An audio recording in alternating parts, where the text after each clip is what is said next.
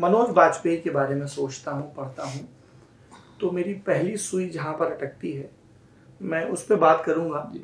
क्योंकि वो कई तकलीफों की शुरुआत का एक पहला बड़ा चैप्टर था and I really want to know about it, क्योंकि मुझे लगता है कि वो अपने आप में एक महागाथा है। पर उससे पहले मैं जहाँ पे ये किताब खत्म होती है कि आपकी एक्टिंग जर्नी चल रही है,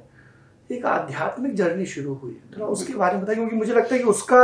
आपकी एंगर मैनेजमेंट से कोई कनेक्शन भी है। एंगर खुद ही मैनेज हो गया उसके बाद मुझे एंगर को मैनेज, पहले मैं एंगर को मैनेज करने के लिए बहुत सारी चीज़ें करता रहा और मैं विफल भी होता रहा उसमें। हाँ, बहुत असफल हुआ, और वो कभी कभी मैं सफल हो जाता था तो मुझे लगता था कि अब मैं बदल गया, लेकिन अचानक से कोई किस्सा ऐसा होता था जहाँ पर फिर से वो गुस्सा सामने आ जाता था, और जो रोल में घुसने की जो एक आदत रही है जिससे निकल पाना बड़ा मुश्किल रहा, तो मेरे ख्याल से और भी उसने जो है एक भीषण संकट सा नाटक था जिसमें आप अजीब सा जूट का कपड़ा पहनते हैं, उलझन नाटक था, और गली गुलियन तो अलग ही था। तो इन सब जब आप घुस के इमर्सिव होकर के काम करते हैं तो कैरेक्टर को निकाल पाना बड़ा मुश्किल होता है। मैं इस बात से बिल्कुल असहमत होता हूँ जब एक्टर्स कहते हैं कि वो निकल जाते हैं, निकल कोई नहीं पा। मैं खास करके जब आप कंप्लीटली इमर्सिव होकर के काम करते हैं, पूरे तरीके से घुस जाते हैं चरित्र में, और जब चरित्र की अपनी यात्रा खत्म हो जाती है, शूटिंग खत्म हो जाती है, नाटक खत्म हो जाता है और आपको लगता है कि आप दूसरे रोल में चले गए, ऐसा होता नहीं। लव सोनिया से इसीलिए समस्या लग रही थी आपको? बहुत ज़्यादा, क्योंकि मुझे पता था कि इसमें एक बार घुसा तो फिर दिक्कत हो जाएगी। लव सोनिया में मुझे दिक्कत अपनी, पहले मुझे नैतिकता को लेकर के हमेशा ये लगता रहा कि मैं कोई रोल कर रहा हूं तो मैं कैरेक्टर को जज नहीं करूंगा, लेकिन लव सोनिया करते हुए मैं उसको जज कर रहा था,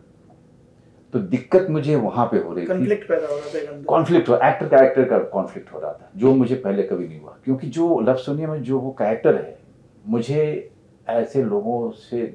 नफरत है, घृणा है, और इस हद तक है कि मतलब एक व्यक्ति के तौर पे मैं उस समाज में नहीं रहना पसंद करूंगा, उस संगत में नहीं रहना पसंद करूंगा अगर कोई व्यक्ति उस तरीके का है, और मुझे उस रोल को करना था, तो मुझे बड़ी परेशानी हुई। मेरे अपने अच्छे दिनों में मैं उस रोल को कभी नहीं करता। ये आप आध्यात्मिक यात्रा के बारे में बता दीजिए फिर। जब मेरा आनंद आचार्य करके मेरा एक गुरु भाई है, और वो व्यक्ति जो है काफ़ी आध्यात्मिक रहा है और बहुत बहुत बढ़िया एक्टर, लेकिन उतना ही जिसे कहें बड़ा एस्ट्रोलॉजर भी। तो और मेरी एस्ट्रोलॉजी को लेकर के बचपन से बहुत रुचि रही, तो मैं किताबें जो है वो जो कौन सा व्हील होता है, अब जो स्टेशंस पे जो किताब की दुकान व्हीलर्स HK व्हीलर्स या जो कुछ होते थे ना, तो वहाँ से किताबें लेकर कभी अंक ज्योतिष, कभी लाल किताब, तो मैं बहुत पढ़ता था, बहुत बचपन से मेरी बहुत रुचि। आप मतलब कुंडली पढ़ लेते हैं एकदम, वो 9 घर बना के? हाँ, मतलब मैं 9 नहीं 12 घर, 12 घर देख लीजिए मैं कितना। तो मैं ज्योतिष को लेकर के बहुत उत्साहित रहा हमेशा, और उसकी पढ़ाई भी बहुत की मैंने,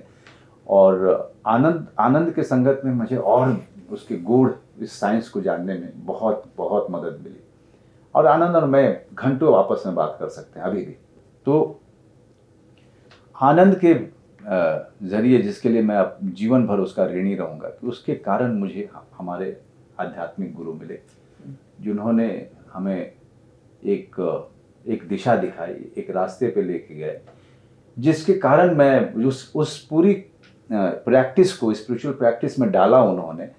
जब उन्होंने डाला तो उसके बाद मैं उस पूरे प्रोसेस में ऐसा गया कि एंगर भी मैनेज हो गया, और भी बहुत सारी चीज़ें थी मेरी मैनेज होती चली गई। आज मुझे लगता है कि आज के समय में बहुत भाग्यवान हूँ कि मुझे इस तरह के टीचर, इस तरह के गुरु मिले, और दुख इस बात का भी होता है कि ये मुझे 22 साल की उम्र में क्यों नहीं मिले, पहले क्यों नहीं मिले।